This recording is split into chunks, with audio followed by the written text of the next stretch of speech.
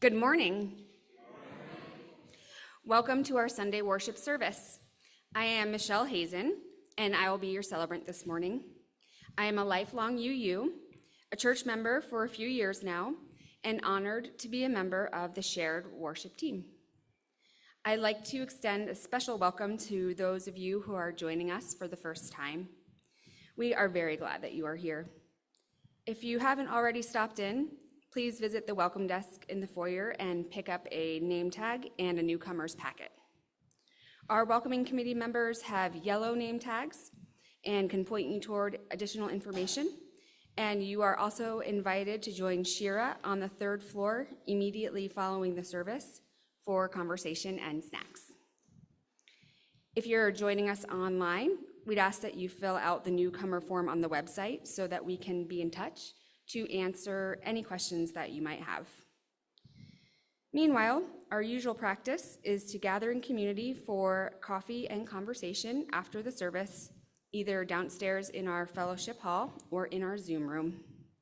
We want everyone to feel supported and at home here. So let's begin in that spirit by saying our words of welcome together. Whether this is your first or your 1000th Sunday with us, and whether you strolled, rolled, zoomed, ran, or danced in, we are glad you chose to join us. We are one people of many beliefs, identities, origins, sexualities, and genders. All are welcome here. Now we take a moment to say hello across the technical divide. First, we're going to show the people joining us on Zoom. If you are at home, please turn on your camera. Now, the people at home, wave.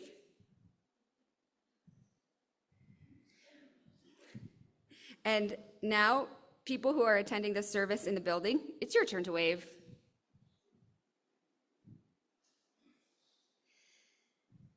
We do have a couple of announcements. Martha Schmidt for stewardship.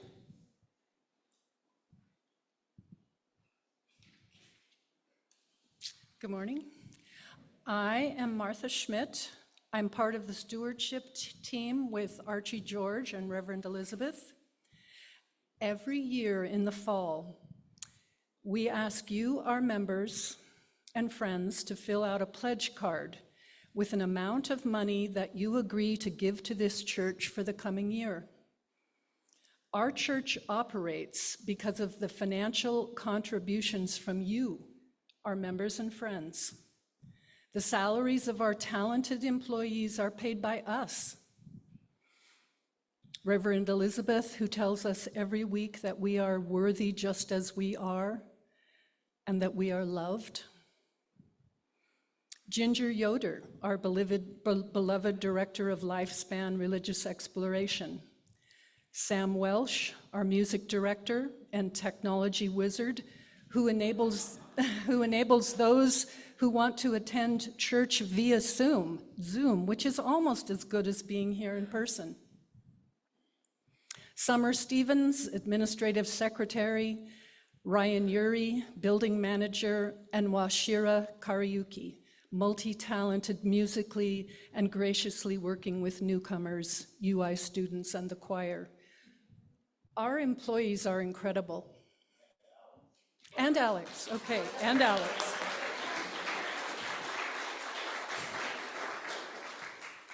I want to ask you the questions that Reverend Elizabeth asked in her stewardship letter this year. Do you value the presence of the church in your life? Do you find solace and support from this community? Do you find comfort and/or inspiration in the ways we come together to make a difference in the public square?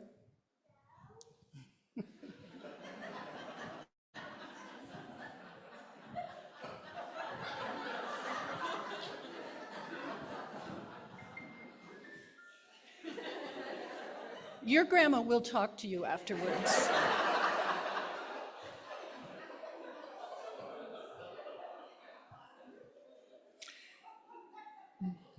Do you value the role Unitarian Universalism is playing in our hurting world?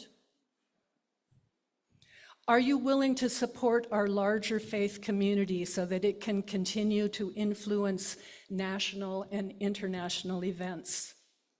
If the answer to any of these questions is yes, then we invite you to take some time carefully discerning what you might be able to contribute in order to support our church community and our programs. This year, we need to grow our pledge base. That means we need individuals and families who value what we do, but haven't yet committed their financial support to make a plan to contribute on a regular basis. We mailed out the pledge packets this past week, including a pledge card. In the packet, there is information about fair share giving, what it means, and how to look at your own budget to determine your own discretionary money. It might be a helpful tool in helping you figure out what you can afford to give to the church.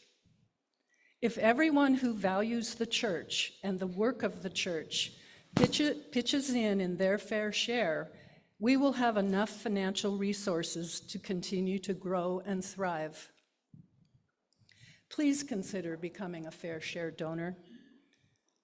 You can return your completed pledge card in the secretary's box downstairs outside her office. You can bring it to me or Archie, who will be downstairs in the coming weeks, giving you chocolate when you pledge. You can mail it into the church office. You can also email Archie with your pledge amount. There are extra pledge packets on the table out in the foyer and downstairs on the table outside the doors in case you didn't get one in the mail. The UU Church of the Palouse is a beacon of hope, a sanctuary for those who are hurting, and a powerful symbol of justice, radical inclusivity, and love. Please fill out a pledge card and do your part to keep our church strong, vibrant, and relevant.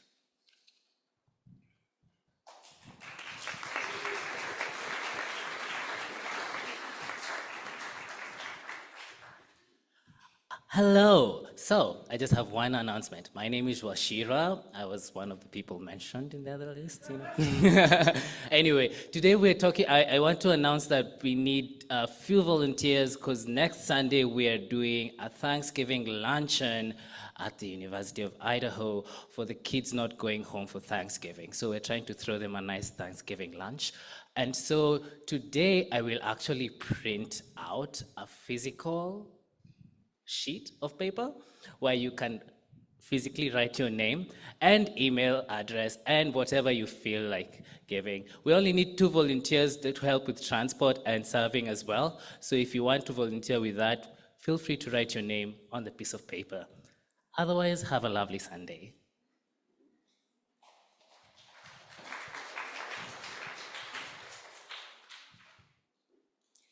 We preface our service by acknowledging our church was built on the ancestral homelands of the Nimi Pu, called Nez Perce by the French-speaking traders, the Pelusbum, and the Shishoops, called the Coeur d'Alene.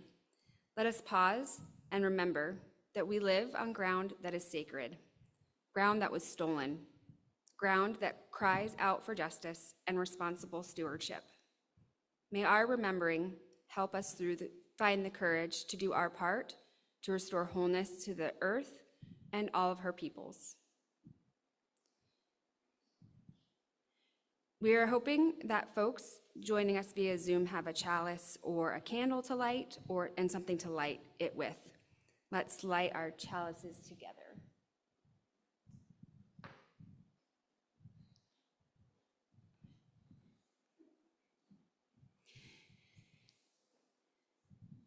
In the light of truth and the warmth of love, we gather to seek and seek to share.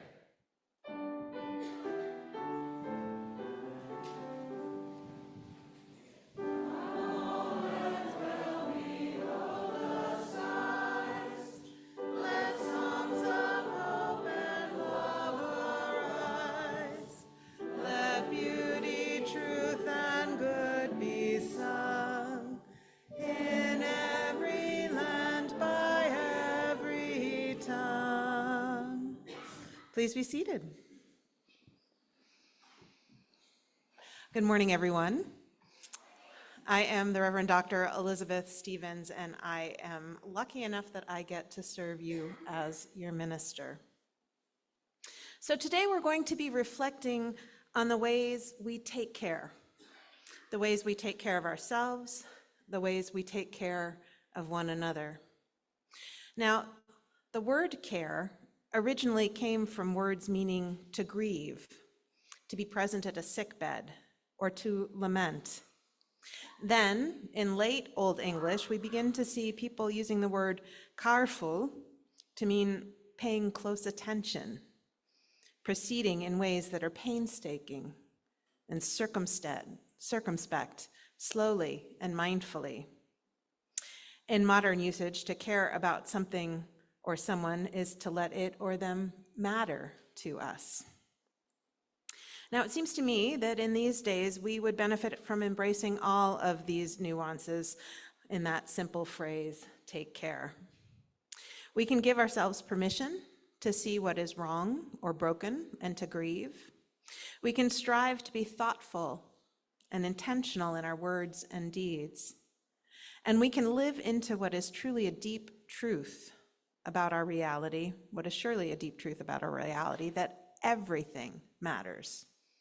We are connected to all that is, part of a great interdependent web of all life and existence.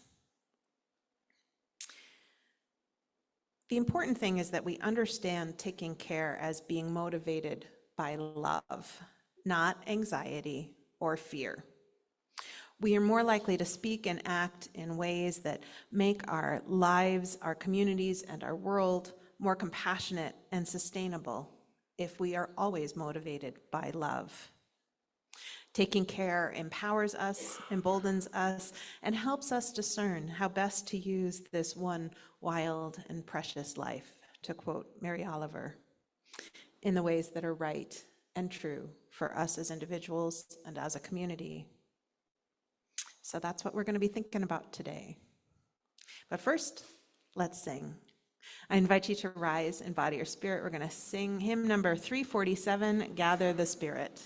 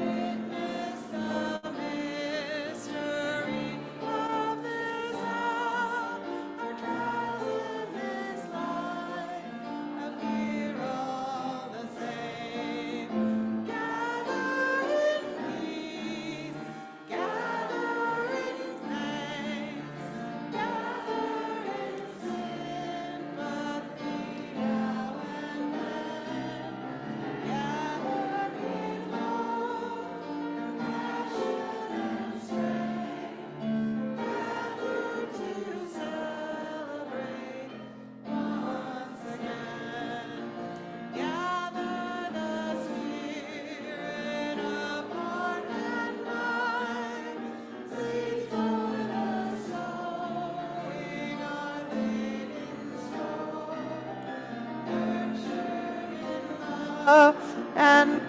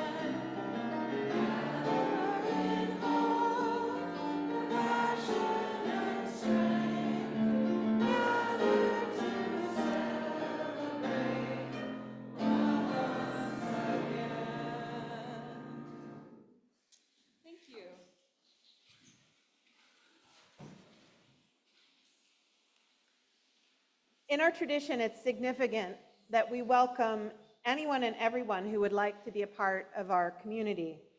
There's no test. You don't have to pre-qualify. If you want to be part of what we're creating together here, you can be. When a person knows that this is their spiritual home, the place where they belong, some choose to officially join. People take many different paths to becoming members of this church. Some join quite soon after they arrive. Others participate for months or even years or even decades before deciding to officially join. And sometimes past members return and rejoin. Joining this congregation signals a commitment to being on a spiritual journey that goes beneath the surfaces of life and a desire to share your journey with others. I'd like to invite our new members to come forward now.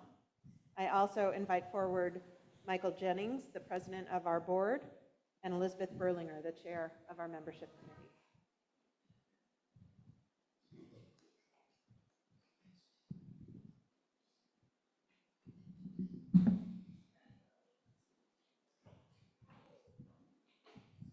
Got kind of a crowd, so.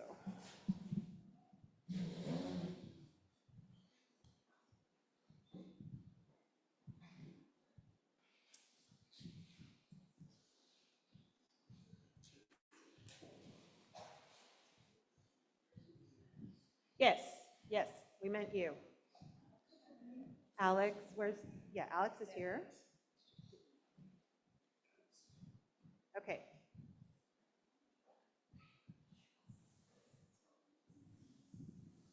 That's fine. Okay. So, here's how it's going to work. To join, all you have to do is sign the book. So we have the date. You just sign your name and then maybe print it just in case we can't read what you wrote. And while you do that, I will go ahead and introduce you to the congregation. Okay, so we're going to start with Sue Bliska. Hold on. So Sue is a retired nurse who was born in England and actually lived there until she was 12. She moved to the Palouse from Seattle in 2016. She lost her husband 2.5 years ago. She's got 2 kids and 4 grandchildren, and both of those families are local, so she gets to be involved in their lives, which is her great joy and blessing. Okay, next we have Fern and Penny. All right, we'll start with, I've got Penny's bio first. Okay, so I am just about as Idaho as you can get, she writes. I was a Gritman baby and matriculated from both Moscow High School and the University of Idaho. In the 80s, I left the dismal economy of Moscow for the land of opportunity and bright lights of Portland, Oregon. While there, I found my calling as a landscape gardener and met my wife, Fern. 2 gardeners' income could not catch up with property prices in the Portland metro area. So in the late 90s, we moved to Troy, Idaho to live on my grandparents' farm. While living in the area, I kept running into some neat people who were warm and open. They tended to belong to the UUC, and since I began attending services on a regular basis, I found myself really liking the church and its 7 principles. I want to be a more involved member, and I look forward to exploring all the church Reverend Elizabeth and the congregation have to offer. And then Fern McLeod says, I grew up in Portland, Oregon, in the suburbs. My family were active members of our local United Church of Christ. Looking back, I see that I took for granted the church's unusually progressive values, but I chafed under the patriarchy. When I left home for school, I left any thought of church or faith behind. After moving to Idaho, I found friends who were members of this church, and I gained an appreciation for this community of amazing people. But joining a church was not high on my to-do list. My friends and work colleagues were enough. I retired last year from the Pullman Parks Department and realized that my world had become small. I didn't know that I missed the comfort of being a church member until I started attending regularly. I always leave the services feeling a little more hope. Love really is at the center of this congregation, something rare in these times. I'm grateful to have found this church. Okay, next we have Lauren and Ann Brown. And I've got Anne first. Anne grew up near Seattle, Washington. As a young adult, she traveled a lot and lived in Germany twice and in Taiwan twice. Florence is her favorite city. She studied psychology and completed a master's degree in marriage and family therapy. She's a family resilience specialist and enjoys teaching parenting classes at the local library and researching relationship strengths. Lauren, meanwhile, grew up near Salt Lake City, Utah, in a big family with 6 kids. Art is one of his main passions, and he studied art through high school and college, but it was in a psychology class where he met Anne. They got married in 2009. He completed a PhD in counseling psychology and currently works as a licensed psychologist and the director of the Student Counseling Center at Washington State University. Okay. Alex Elliott. Alex is majoring in English and minoring in women's gender and sexuality studies at the University of Idaho. He hopes to continue to a graduate program in English. He loves good people, good books, and good tea. We have to talk more about that, what you define as good tea. I love good tea too. Okay, now we have Cheryl and Donna. Cheryl Simmons and Donna Beggs. And I have Cheryl first. Okay.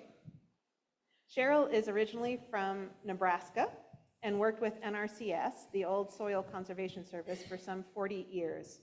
She still works part-time and volunteers for the Natural Resources Conservation Service. Donna is from, that's Donna, that's Cheryl. Anyway, Donna is from the North Country of New York, growing up about an hour south of Montreal. She moved to Maryland to attend school. She has a daughter who lives outside of Troy. Cheryl and Donna met in Maryland and celebrate over 27 years together. They moved to Idaho to be closer to family, which includes a grandson. Okay, Rhonda. Is Rhonda? Did we lose Rhonda? Okay. All right, there we go. Welcome, everyone. Let's give them a round of applause.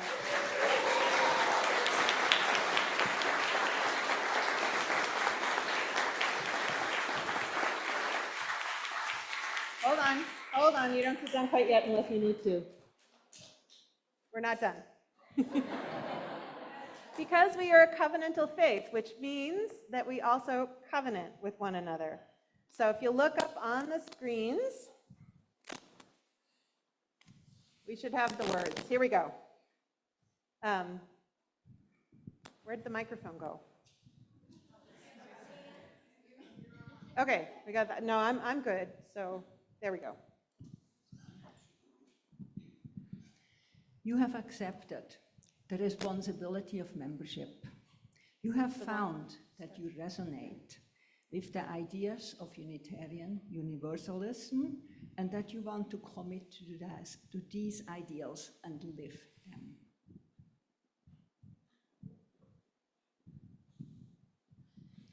Welcome to our congregation. Welcome, welcome, welcome. The responsibility in becoming a member is a lifetime process. You'll find as the years fly by. It's an ongoing and wonderful and deep process. And we're so glad that you chose to be one with the rest of us. May you find these years ahead to be filled with the hope and the vision that your membership promises. Welcome. May you find here both sustenance and fodder for growth. May you share your thoughts and your stories, that the community might be enriched by the unique wisdom that you carry. This is your part. We celebrate your membership as fellow seekers and companions on our spiritual journey. With you, we pledge to listen deeply and to respond with open hearts and minds. We welcome your full participation in our community.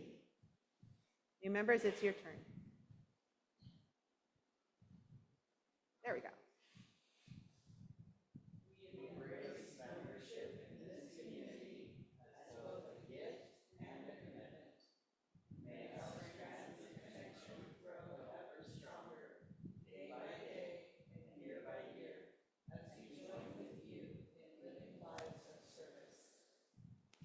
Everyone all together. Together we pledge to embody our Unitarian Universalist principles in our everyday lives, blessed by the freedom that encourages us to live with authenticity and integrity, and secure in the knowledge that we are members of a faith community that helps us to live our highest ideals.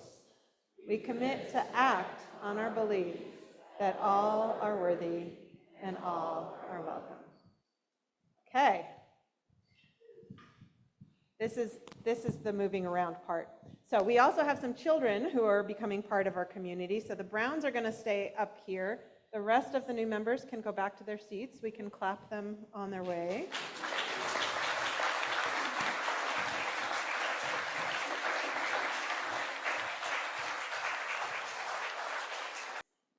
Now let's take a moment to engage in the practice of generosity together. For those of you who are able to make a financial contribution, the logistics are on your screen. We typically give away all of the cash from our Sunday offering to local charities whose missions align with our values, a program called the Month of Sundays.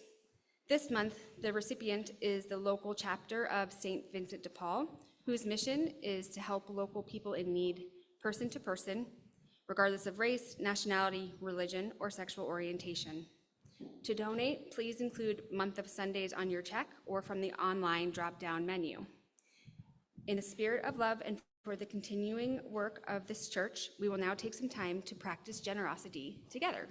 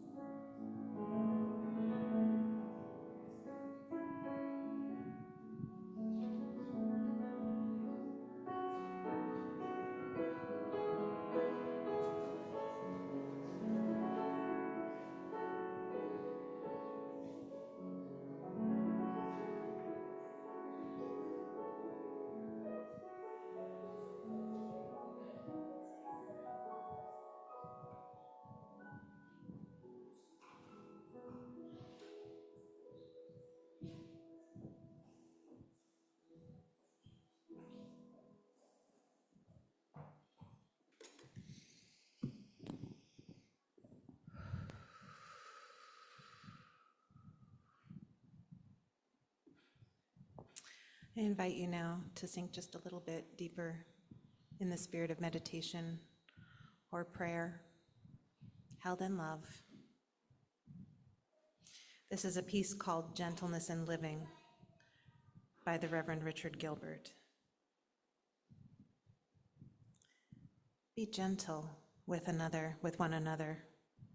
It is a cry from the lives of people battered by thoughtless words and brutal deeds. It comes from the lips of those who speak them and the lives of those who do them. Who of us can look inside another and know what is there of hope and hurt, or promise and pain? Who can know from what far places each has come, or to what far places each may hope to go? Our lives are like fragile eggs. They crack and the substance escapes. Handle with care. Handle with exceedingly tender care, for there are human beings within, human beings as vulnerable as we are, who feel as we feel, who hurt as we hurt. Life is too transient to be cruel with one another. It is too short for thoughtlessness, too brief for hurting. Life is long enough for caring. It is precious enough for love.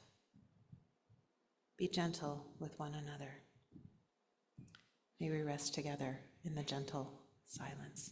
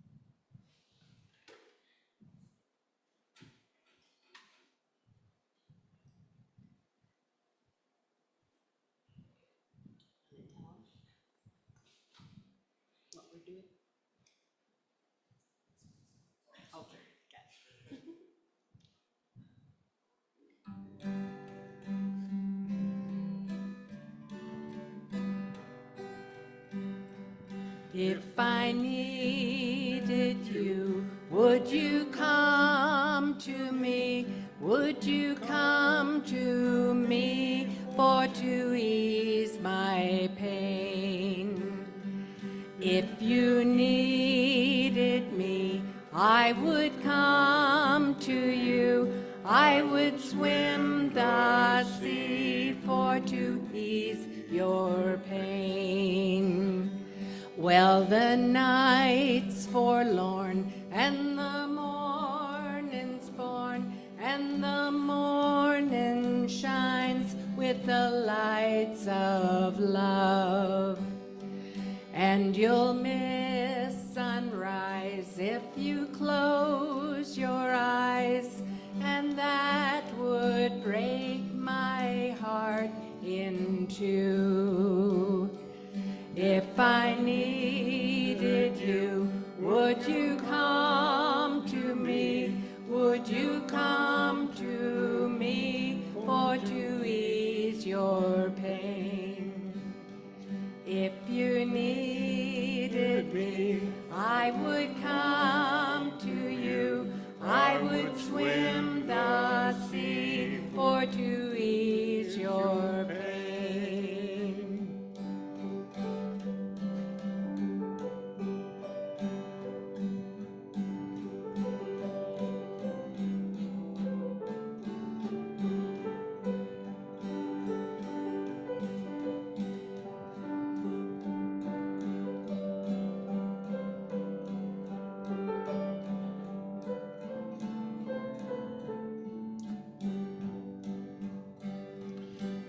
Is with me now, and showed me how to receive every special gift so kind.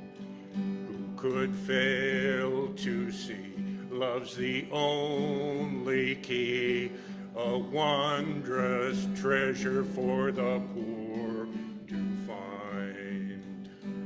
If I needed you, Would you come to me?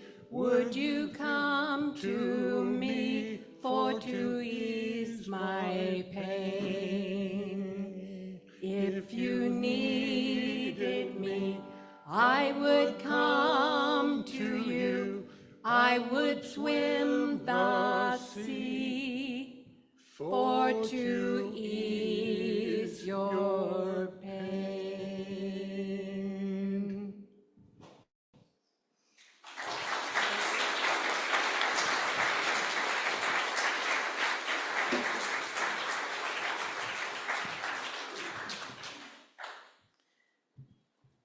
Gosh, we have the best music. I gotta say, that WC that you played, that was what I played for my senior recital. I could not even come close if I tried again now. Oh. So I've been making this joke lately, and it is a joke mostly, but I say, darn, it's a lot of work having a body. Right? It is. It's a lot of work having a body. Bodies need feeding and exercise and hydration. We have to manage doctor appointments and colonoscopies and mammograms and medication, and it all takes time and attention. And it's kind of a pain, although I suppose it's far better than the alternative.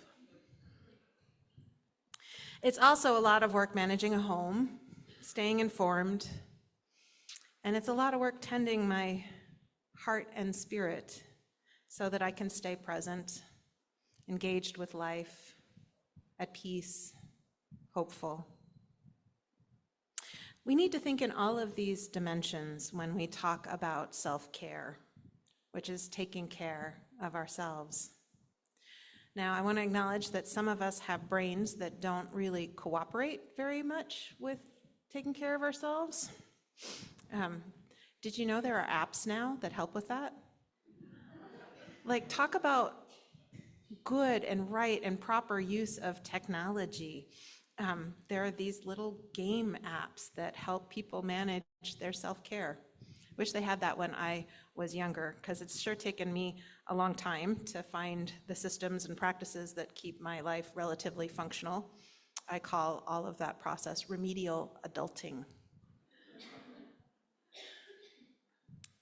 Now, out in the wider culture, there's this notion that self-care is something you buy.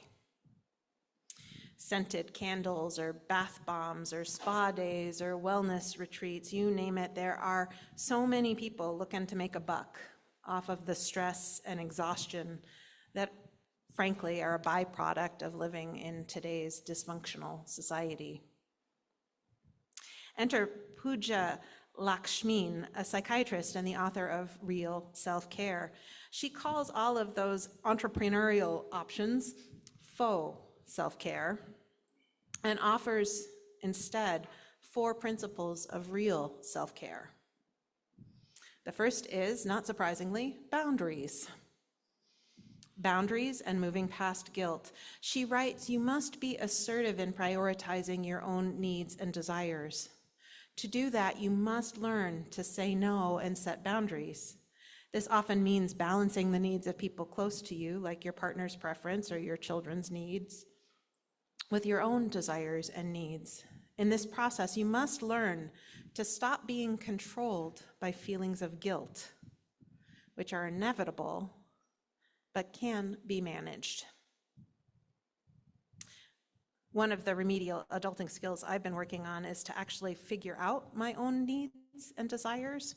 In my marriage and as a parent to young kids, my hold on what I wanted and needed got kind of slippery. My sabbatical in 2019 marked a new phase for me, one where I started asking myself, okay, self, what do we actually want right now? And then listening for the answer became a central practice. And I don't always get what I want. You can't always get what you want. But I've gotten better. I've gotten much better at discerning what I actually need. So a few words about guilt. You know the old saw about putting your own oxygen mask on first, but for me it goes far beyond that. I've come to believe that doing things that we don't really want to do out of guilt is bad for everybody concerned. When I push through my sense of what is good and right and do something out of guilt, I wind up resentful and exhausted and overextended, which is bad enough, but I've noticed that my actions tend not to be as effective as the ones I take that feel easy and natural. I've learned to trust my inner compass. It knows not just what's right and wrong for me, but the best way to offer support without sliding into codependence. Lakshmin's second principle of real self-care is to treat ourselves with compassion.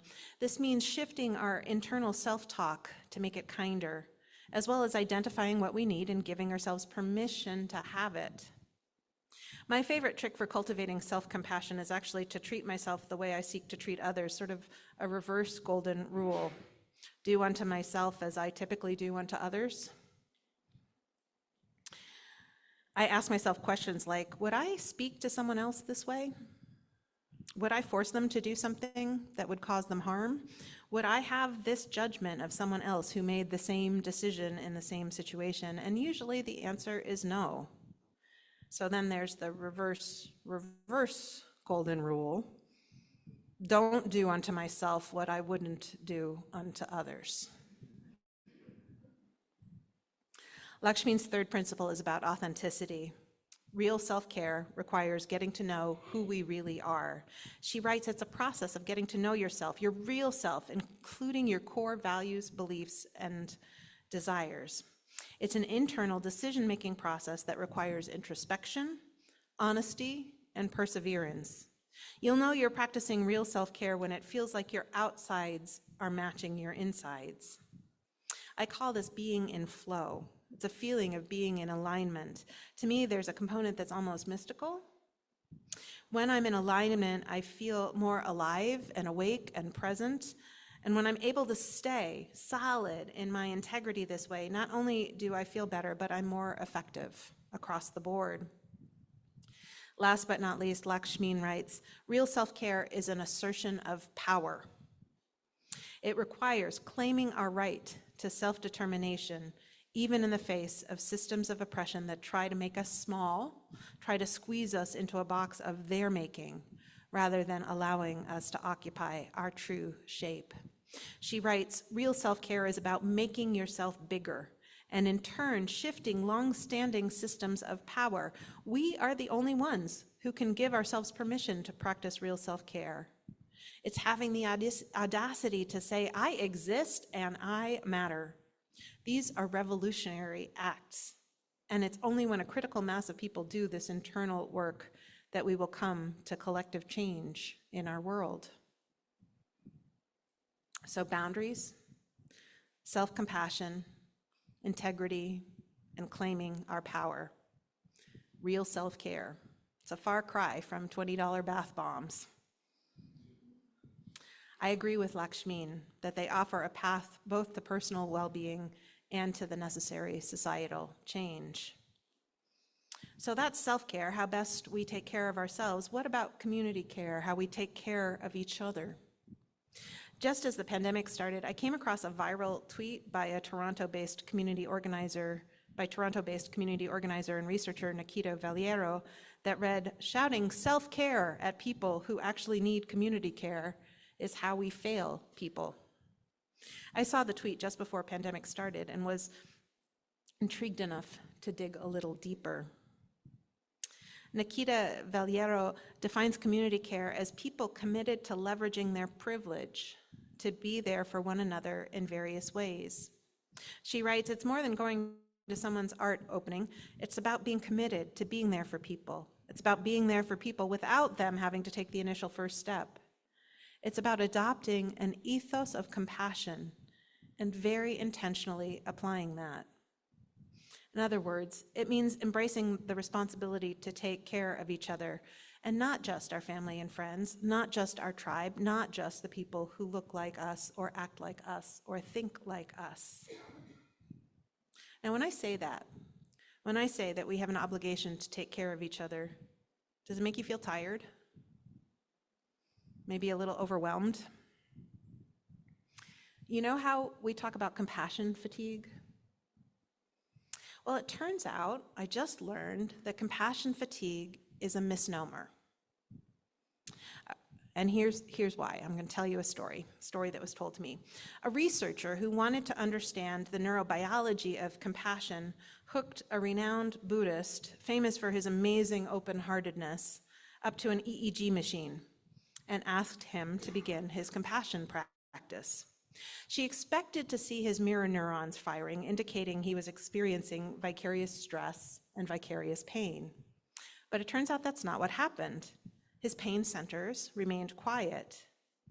She was surprised and asked him, "Can you focus more on the suffering?" He did, and she got the response that she had anticipated, and she was about to start removing the sensors when he said, "Wait, don't you want me to move from suffering to compassion?" So she left the machine on, and she watched, and he began his practice, and the pain and stress centers in his brain quieted again, while the part of his brain that experiences love and comfort lit up like a Christmas tree, indicating a release of oxytocin, also known as the cuddle hormone. In other words, if we do it right, compassion is a restorative process. Compassion is a restorative practice. When we practice compassion rather than just feeling empathy, it will make us happier, not just more drained. Now, what's the difference between empathy and practicing compassion this way? So Frank Rogers is the director of the Center for Engaged Compassion, and he's the one who shared this story with the UU ministers of the Pacific Northwest. And Rogers identifies 5 essential components of a compassion practice. So we start with contemplative awareness.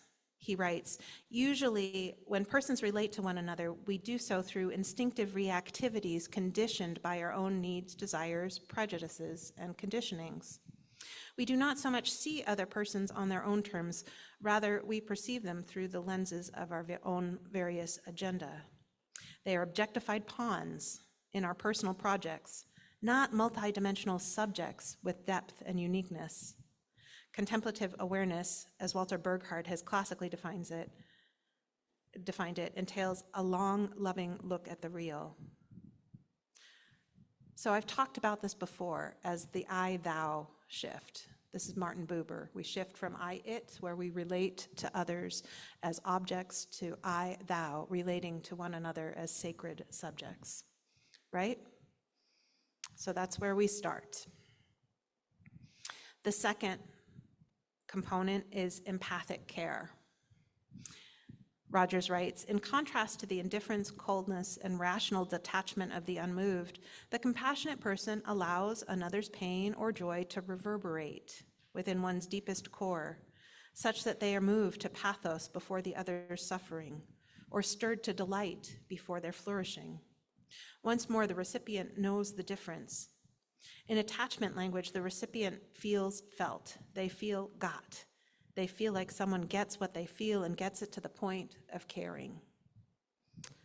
So step 2, we hold space. We bear witness.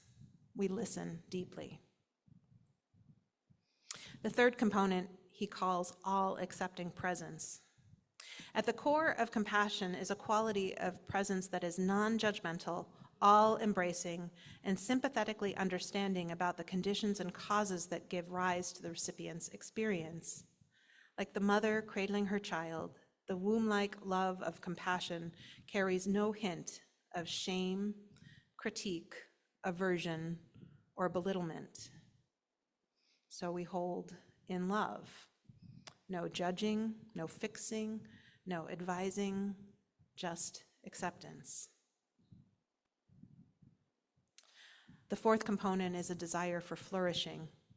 He writes, "Compassion not only grieves with the wounded and pain, it yearns that suffering be transformed into joy. Compassion is not possessive. Tenderly receiving another's experience gives rise to the yearning that the other flourish with the fullness of life. So we might say we hold hope. We hold hope for better times, that the person we're being compassionate toward will find deeper resilience, that they'll find moments of joy and beauty. Last but not least, we have restorative action. Rogers writes, compassion is responsive. It takes some step toward easing another's suffering and nurturing their flourishing. So sometimes the restorative action might just be letting the tears flow, or offering a hug or a cup of tea, and sometimes more is required. We shouldn't do things that don't feel good and right for the sake of others, but we should prioritize doing things that do feel good and right, that emerge organically from the practice of compassion. That's how it shifts from being a drain to being a source of resilience and strength. Now, culture has tried very hard to convince us that there are winners and losers. So, of course, we want to win. It tries very hard to convince us we need more stuff, so we keep consuming. It tries to convince us that our fellow human beings are dangerous and out to get us, so we isolate. These are lies. These are lies. We can stop striving. We can relax. We can trust that our community has our back and will make sure that we have enough. Not everything we need or want, but enough. We don't have to believe the culture's poisonous lies. Done right, taking care of others is just another way to take care of ourselves. I am we are me. Because we're all connected, my thriving depends on your thriving. My thriving is enhanced by your thriving. Life is not a zero-sum game or a competition. When everybody has the support that they need to offer their gifts and their light, there's just more goodness and light in the world. It's not like there's a limit on kindness or love. There are limits on resources, but as another viral post puts it, poverty exists not because we can't feed the poor, but because we can never satisfy the rich.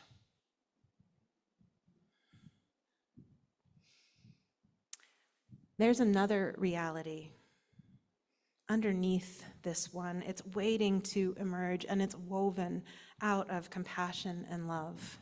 And it's our job to imagine it together. It's our job to start living into it, even, or maybe especially, when things are uncertain and chaotic, and it feels like hate has the upper hand. We just need to keep taking care of ourselves and each other.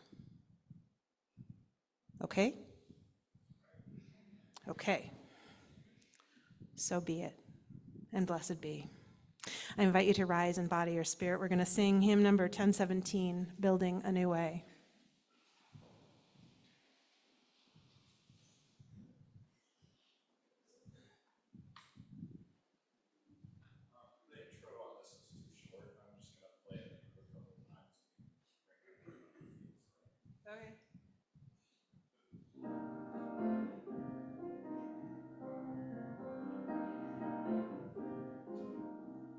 We are building a new way. We are building a new way. We are building a new way. Feel it stronger every day. We are building a new way. We are working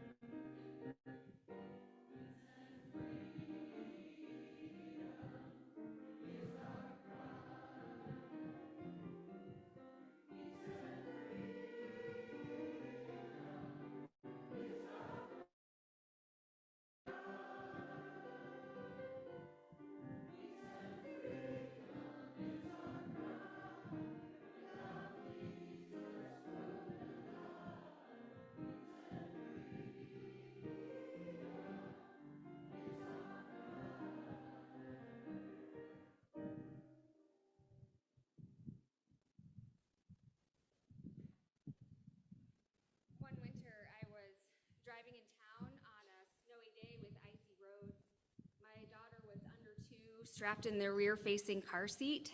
I was creeping along on the slick roads, but I still managed to slide on a patch of ice and spin 180 degrees in slow motion over to the opposite side of the road, the rear of my CRV in a ditch. Gratefully, there were no other cars involved. The car had no damage. It was just stuck. It wasn't a huge deal, but after I made sure that we were not hurt and not in danger, my brain started thinking about what to do next. And before I could fish out my AAA card from my wallet, a man in a big rig pulled over and stepped out of the cab. He let me know he had a big chain in the back and offered to pull me out of the ditch. In a quick minute, he had my car righted and we both went about our days. I chuckle when I remember this day. Was that guy just driving around looking for people who slid off the road, prepped with the perfect equipment? I would have been fine. I'm privileged to have resources, people to call for help. My daughter and I are innocuous looking, and I'm sure we could have walked over to the nearby church or businesses and found a warm place to wait for a tow truck. But this random kindness really relieved me of the burden of what could have been a pretty miserable afternoon. I didn't catch this neighbor's name. I don't know if I've even run across him again. I couldn't tell you if he voted for the same people I voted for. All I know is that he used his time and resources to make my life easier one day and accepted an enthusiastic, if hasty, thank you in return. I think we can't let go of our responsibility to one another as we travel alongside each other in this space and time. I think we ought to avoid quick judgments and instead figure out what we need, see if our resources match the need, and do what needs to be done. I think we ask for help and accept it with grace in all the surprising forms that help appears.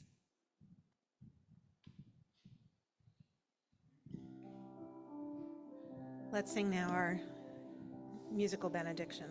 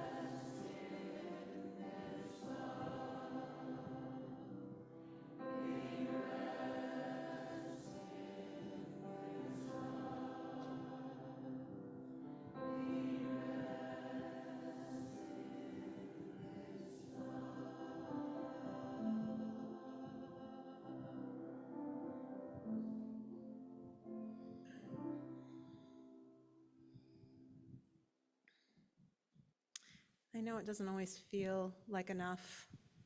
Doesn't always feel like we can make this reality we're dreaming of manifest, come true, be real. But I tell you what, if we don't try, it's going to go from bad to worse. So be strong. Do what you need to stay loving, to keep your heart open, and trust. We will hold. We have each other's backs. It's going to be okay. Just take care of yourselves and take care of each other. I love you all. Go in peace. Come back next Sunday. Oh, I forgot to extinguish the chalice. I always do that. Okay, let's do that part. We extinguish this chalice that it might glow gently in our hearts. May it light our paths as we leave this place. May it guide our way until we are together again. Okay. Go in peace. Come back next Sunday.